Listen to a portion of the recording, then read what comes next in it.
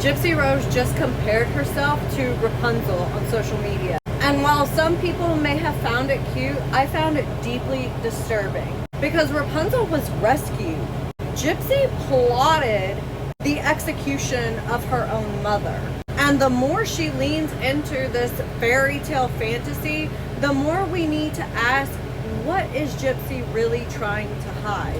Let's start with the basics. Gypsy Rose posted photos basically comparing herself to Rapunzel, a princess known for being locked away in a tower, cut off from the world until a man came to rescue her to give her freedom. Now on the surface that might feel symbolic because she is free now, right? Escaped her past, but when you look closer, this post isn't about healing, it's about rewriting history.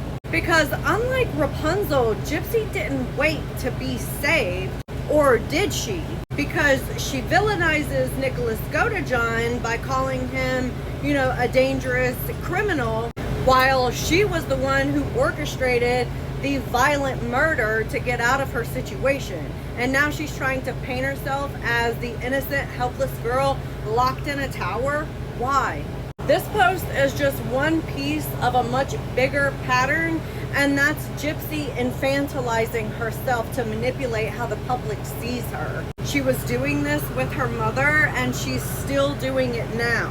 Which means that if she's infantilizing herself now, then possibly her mother wasn't the one who was making her pretend to be younger. Look at the way she presents herself online. Pastel colors, Disney princess vibes, baby voice in every interview, wide-eye facial expressions. Even in her interviews, there's this breathy, bashful energy. It's not just branding, it's a calculated persona. And Gypsy knows that it works. Because in society, we have this instinct: protect the child, believe the girl, defend the innocent. And when Gypsy plays the little girl lost character, she's tapping into that sympathy pipeline. She's controlling the narrative without ever having to say she's sorry. And that's not trauma recovery, that's image control. Let's really break down this Rapunzel comparison. In the fairy tale, Rapunzel is locked away, completely helpless, isolated from reality, rescued by a man with no power or say in her situation. Gypsy, on the other hand, had a phone, had access to the internet, was making secret plans online, was sending pictures to older men online, nude photos. And she manipulated a man into killing her mom, lied to the police after it happened. So why call herself Rapunzel?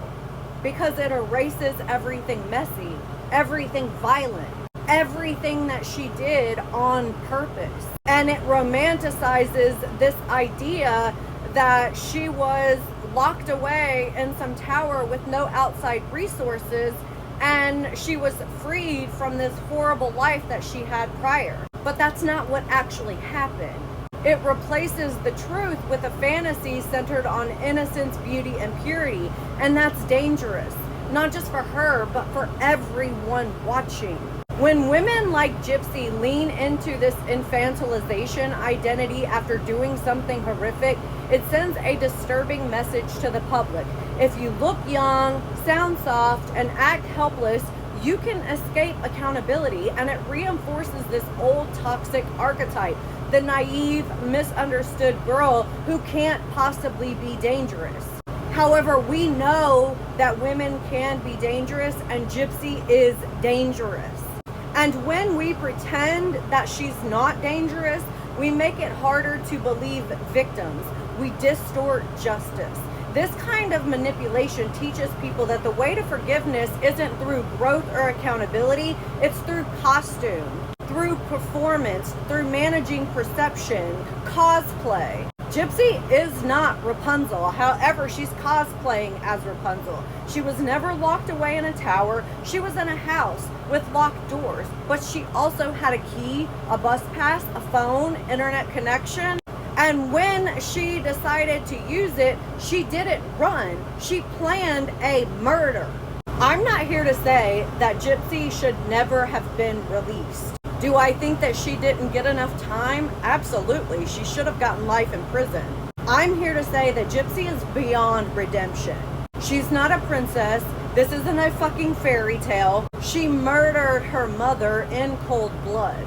And what she's doing right now is curating sympathy, not building self-awareness. And the more we let her do that and enable her poor decisions, the more we send a message to the world that women can weaponize innocence and avoid accountability. So the next time you see a Disney reference in her caption or a baby voice interview talking about how she got her freedom, ask yourself, is this a survivor or is this a strategist? And more importantly, why are we so quick to believe this performance?